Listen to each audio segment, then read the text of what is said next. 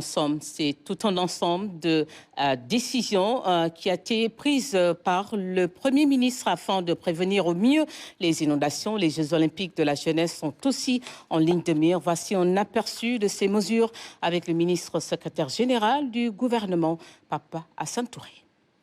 Le Premier ministre engage le ministre de l'Assainissement en rapport avec les ministres chargés des infrastructures, de l'urbanisme et des collectivités territoriales, de l'intérieur, de la communication, de la jeunesse et des sports, de l'environnement et de l'énergie, de la culture et de l'APEX, à accélérer la finalisation des travaux d'assainissement d'eau pluviale en cours avant la fin du mois de juillet et des opérations de curage des réseaux de drainage, focardage des bassins sur l'ensemble du territoire national.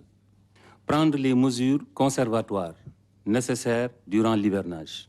Prendre les mesures idoines pour prévenir les risques d'électrocution liés aux inondations.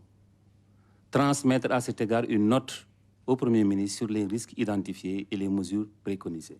Assurer la collecte et la gestion des ordures ménagères pour éviter qu'elles atterrissent dans les canaux de drainage.